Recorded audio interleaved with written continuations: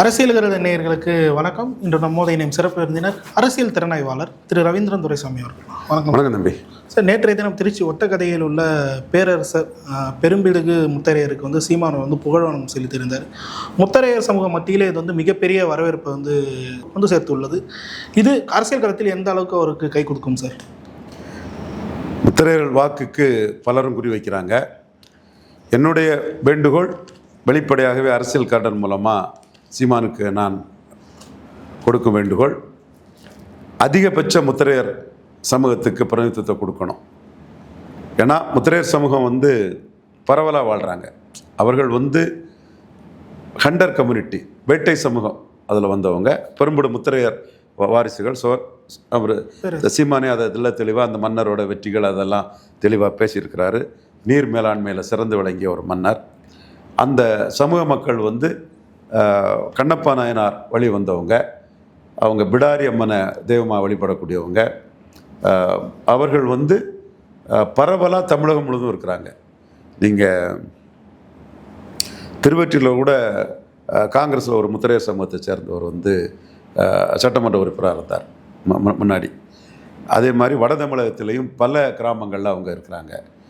இன்னும் சில இடங்களில் எம்பிசின்னு சிலர் எங்களை தங்களோட சேர்த்துக்கிட்டாங்கங்கிறதெல்லாம் வெள்ளூர் இந்த பக்கத்தில் இருக்கக்கூடிய முத்திரைகள் இருக்காங்க. திருத்தணியில் முத்திரைகள் நிறைய இருக்கிறாங்க.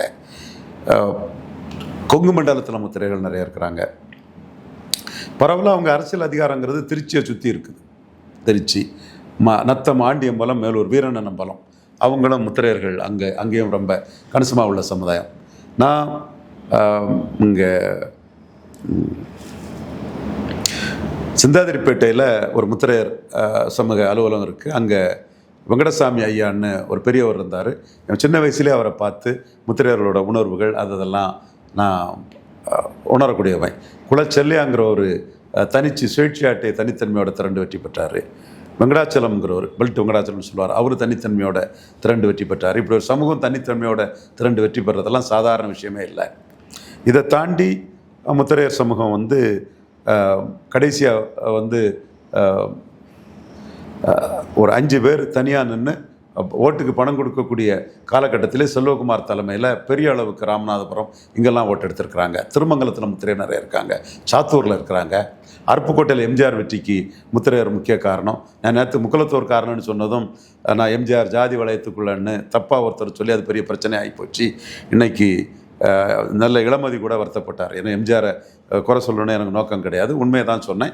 அங்கே முக்குலத்தோர் அருப்புக்கோட்டையில் எம்ஜிஆர் வெற்றிக்கு எவ்வளோ காரணமோ அந்த அளவுக்கு முத்தரையர்களும் மக்கள் தலைவர் எம்ஜிஆர் வெற்றிக்கு முக்கிய காரணமாக இருந்தாங்க. ராமநாதபுரம் மாவட்டத்தில் முத்திரையர்கள் இருக்கிறாங்க.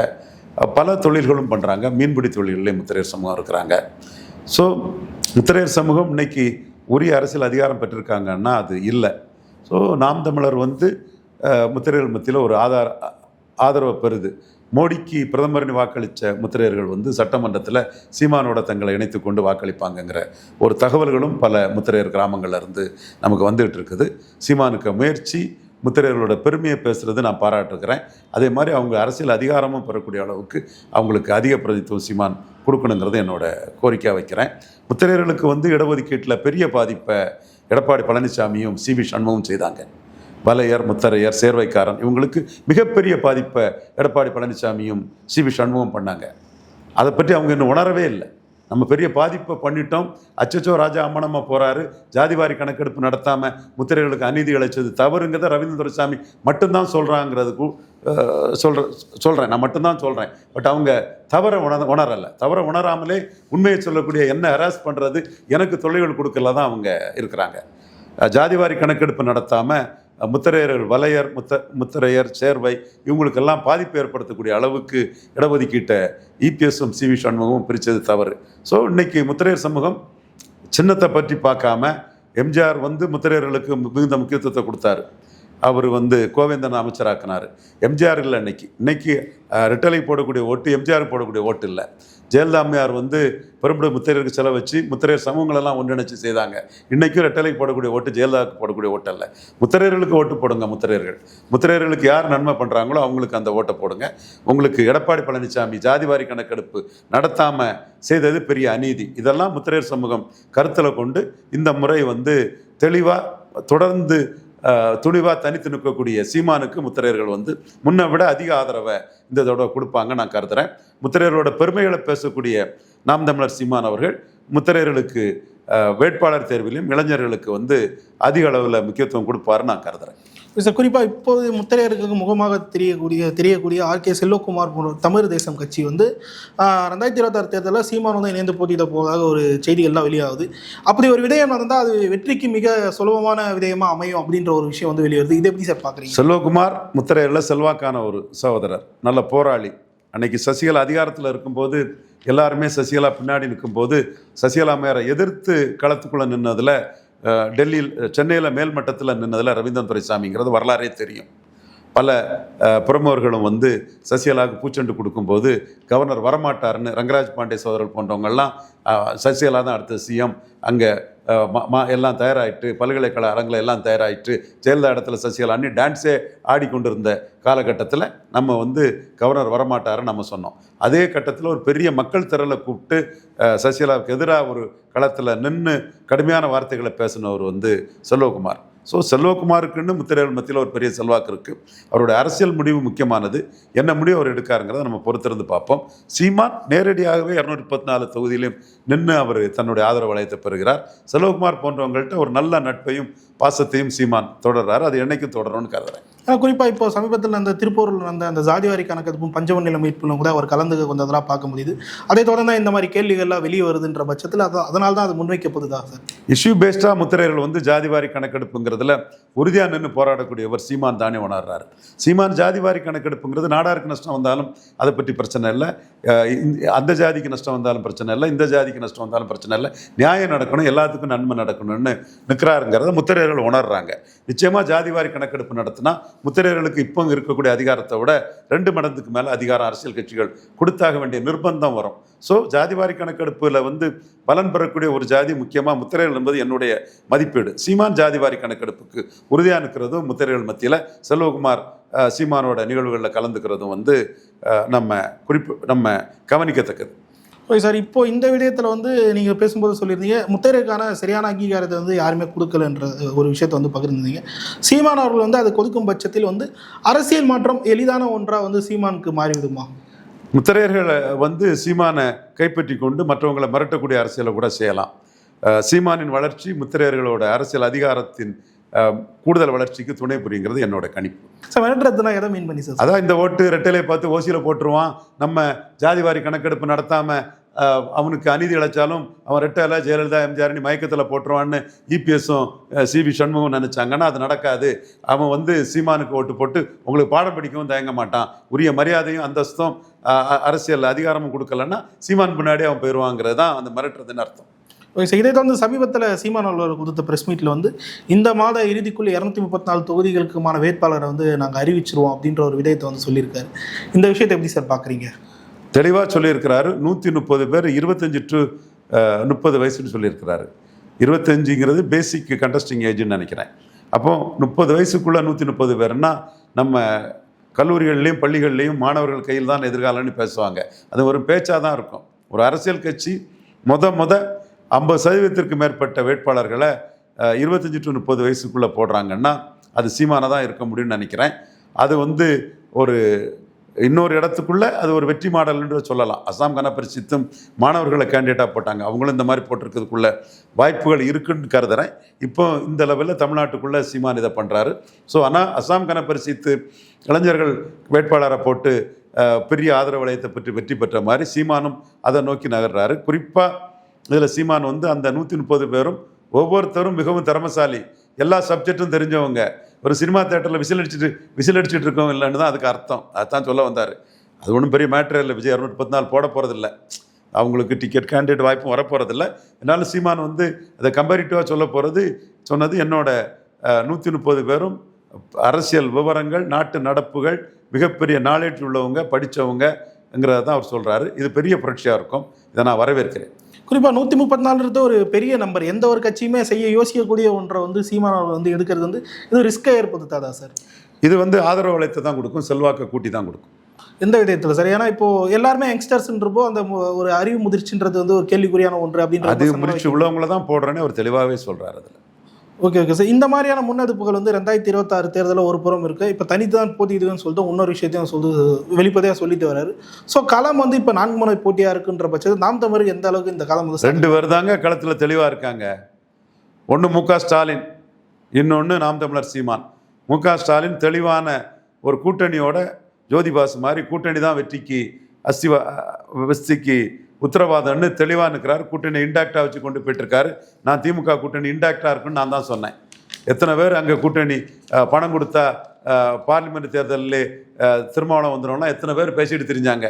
கூட்டணி இன்டாக்டாக இருக்கும் இருக்குது. அது வெற்றி பெறதோறும் அந்த கூட்டணி தொடருங்க தான் என் கருத்து. நான் அதை மறைச்சி பேசுறதுக்கு இல்லை. நேற்றும் இதைத்தான் சொன்னேன், இன்றைக்கி இதைத்தான் சொல்கிறேன். சீமானை பொறுத்தவரை தனித்து தான் நிற்பார். தமிழக முதல்வராட்டு அவர்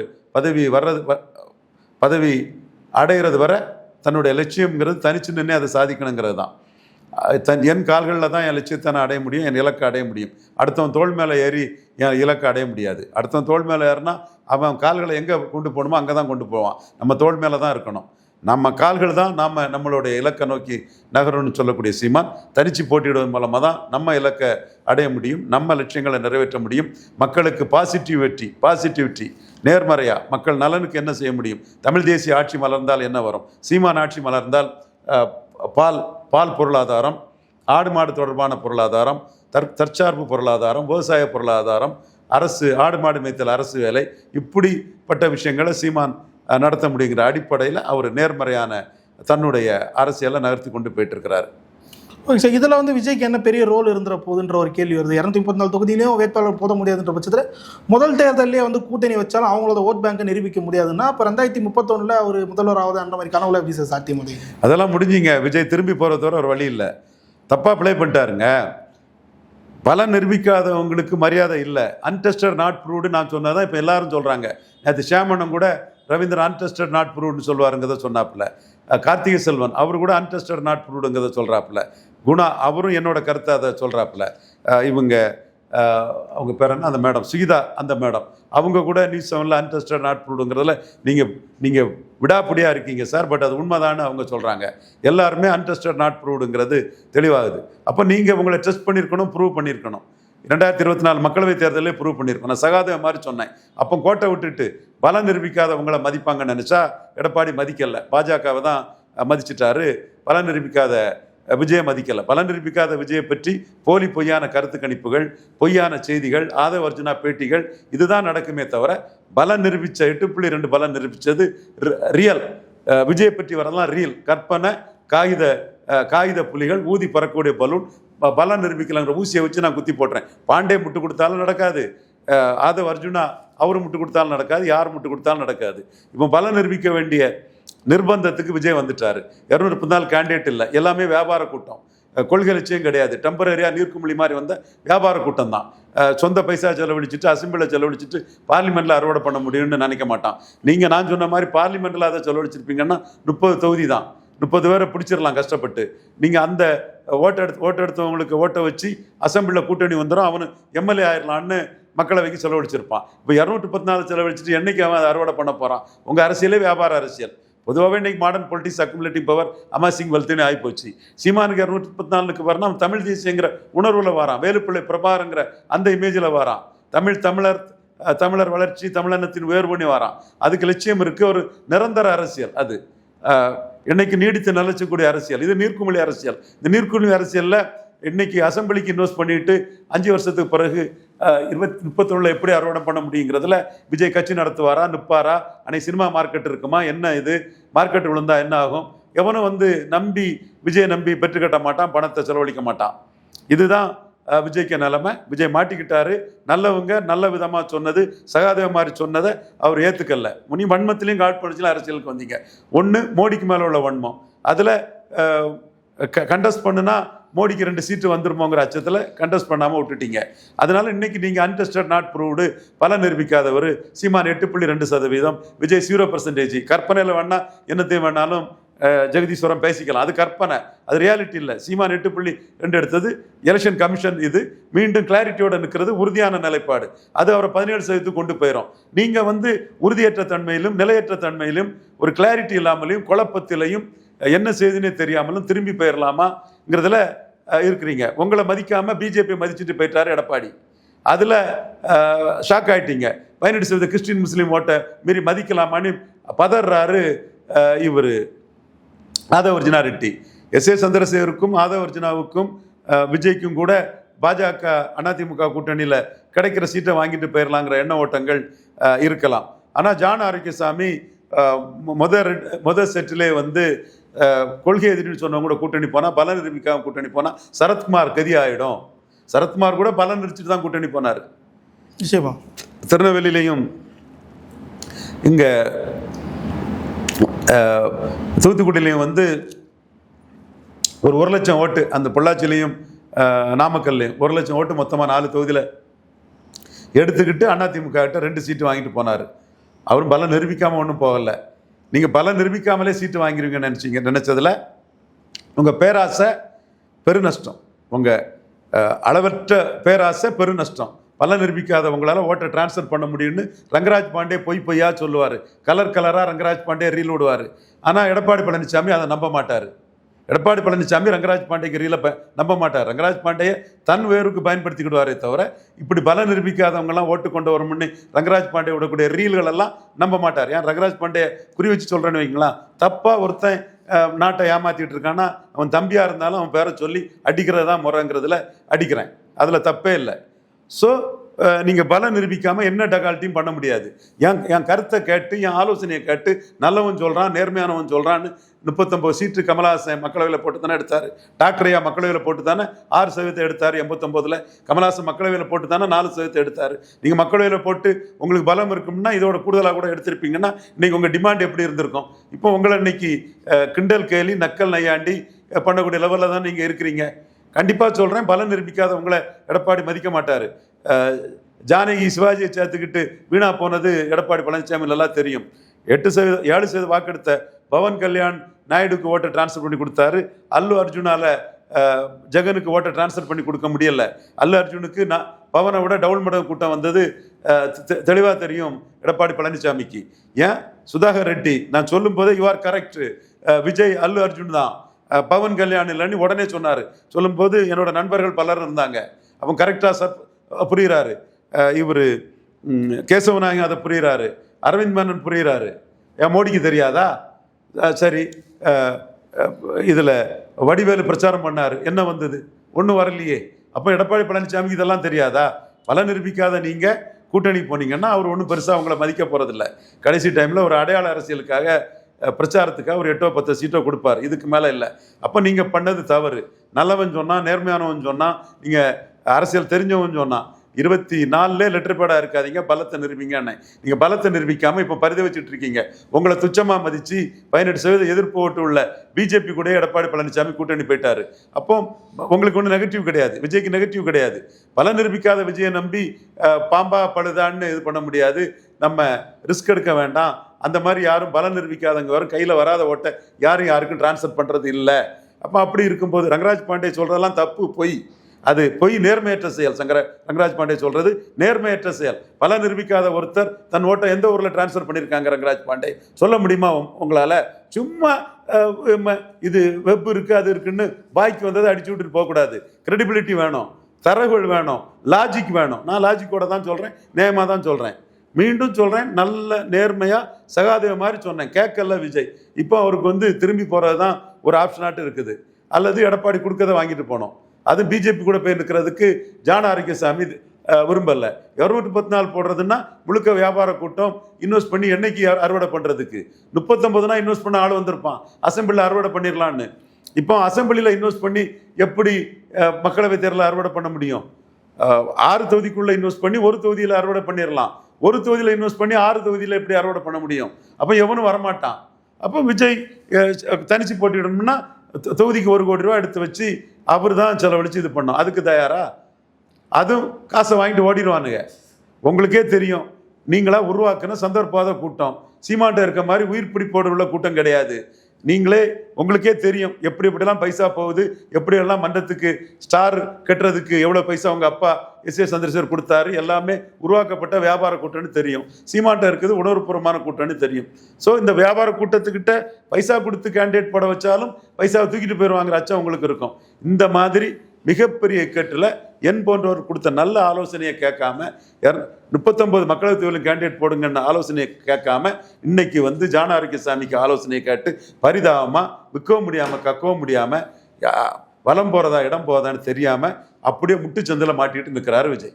அப்படிப்பட்ட ஒரு சுச்சுவேஷனில் விஜய்க்கு நோக்கம் நெகட்டிவ் பொலிட்டிக்ஸு. உதயநிதி ஸ்டாலின் மீது அரசு சினிமா உலகத்தில் அவருடைய செல்வாக்கு இதெல்லாம் விஜய்க்கு பொறாமை, காழ்ப்புணர்ச்சி, வன்மம். இந்த வன்மத்தில் ஸ்டாலினுக்கு நிழலை கூட நெருங்க முடியாதுன்னு உதயநிதி வர்சஸ் விஜய்னு சினிமா நிருபர்களை வச்சும் ஆட்களை செட் பண்ணி ஜான ஆரோக்கியசாமி போன்றவங்க ஸ்டாலினுக்கு நிழலை கூட நெருங்க முடியாது இதில் உதயநிதி வர்சஸ் விஜய்னு அவங்க பரப்புரையை சினிமா மார்க்கெட்டுக்கும் சேர்த்து அவங்க பண்ணாங்க.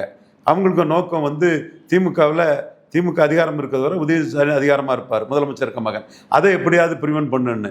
அப்போ அந்த அடிப்படையிலும் விஜய் வந்து தனிச்சு போட்டியிடறதுக்கு தயாரில்லை. 200 கோடி ரூபா செலவழித்து சொந்த காசில் சூனியம் வச்ச மாதிரி நாம் கட்சி ஆரம்பித்ததே உதயநிதி மேலே உள்ள வன்மம், காழ்ப்புணர்ச்சி, பொறாமை, பொச்சரிப்பு இதில் கட்சி ஆரம்பித்தோம். அப்போ நம்ம தனிச்சு போட்டிட்டோம்னா அந்த அதிமுக வாக்கை தான் பிரிப்போம், திமுக எதிர்ப்பு வாக்கை தான் பிரிப்போம். எந்த ஒரு புது கட்சியும் ஆட்சியில் இருக்க கட்சியை விட பலகீனமான கட்சியை தான் பலகீனப்படுத்துவாங்க. ஸோ அதுக்கும் அவர் தயாரில்லை. இப்போ மொத்தத்தில் சீமானுக்கு என்ன கேனுன்னா, எல்லாரும் விஜய் வச்சு சீமானை இவ்வளோ நாள் கலாச்சாங்க. இது ஜெகதீஸ்வரன் கூட நேற்று எதில் சொன்னாப்புல, நான் உடனே ஆணித்தரமாக அடித்து சொன்னேன் 17% ஓட்டு சீமான் வந்துடுவாருன்னு சொன்னேன். ஏன்னா நான் ஃபியூச்சரிஸ்டிக்காக திங்க் பண்ணி கரெக்டாக கணக்கு போடக்கூடியவன். 2024 நான் சொல்லக்கூடிய இந்த சவுக்கு சங்கர், பாண்டே இவங்களோட நான் சொன்னதான் 10க்கு 8க்கு மேலே சரியாக வந்திருக்கு. இதே நான் ஆணித்தரமாக இப்பவும் நான் மீண்டும் கிளைம் பண்ணுறேன். அப்போ விஜய் வச்சு உருவாக்கப்பட்ட திமுக வேண்டாம், அதிமுக வேண்டாம் என்ற வாக்காளர்களுக்கு எண்ண ஓட்டம், அந்த ஆஸ்பிரேஷனல் ஓட்ஸு ரியல் ஓட்டாக மாறல. அது சீமானுக்கு ரியல் ஓட்டாக மாறும். அப்படி ரியல் ஓட்டாக சீமானுக்கு மாறுதுங்கிறத ஒட்டஞ்சத்திரத்திலேருந்து தம்பி ஜெயமோகன் அவன் வந்து சீமான் வந்து கிளாரிட்டியோடு நிற்கிறாரு, விஜய்கிட்ட கிளாரிட்டி இல்லை, அதனால் விஜய்க்கு ஓட்டு போடலான்னு நினச்ச பெண்கள் பசங்க எல்லாம் வந்து இப்போ சீமானுக்கு ஓட்டு போடலான்னு சொல்கிறாங்க. கிளாரிட்டி இல்லாத குழப்பவாதியாக இருக்காப்புல, இவர் ஒரு நிரந்தர அரசியல்வாதியாக இருக்க மாட்டாப்புல, நீர்க்குமிழி மாதிரி தான் விஜய் இருப்பாப்புலங்கிற கருத்தை சொல்கிறாப்புல. ஸோ இத்தகைய சுச்சுவேஷனில் தான் விஜய் இன்னைக்கு இருக்கிறாப்புல. நம்ம கருத்துப்படி விஜய் 2024 39 கேண்டிடேட் போட்டிருப்பாருன்னா அவர் கையில் ஒரு பலம் வந்திருக்கும். அந்த பலத்துக்கு தக்கன அவர் இன்னைக்கு ப்ளே பண்ணியிருக்கலாம். அந்த பலம் வந்து மறைமுகமாக அனுகூல சத்துருவாட்டு உதயநிதி ஸ்டாலினை ஸ்ட்ரெங்தன் பண்ணக்கூடிய பலமாக இருக்காது. இப்போ தனிச்சு போட்டிட்டு அது உதயநிதி ஸ்டாலினை ஸ்ட்ரெங்தன் பண்ணக்கூடிய ஒரு இதாக தான் இருக்கும்.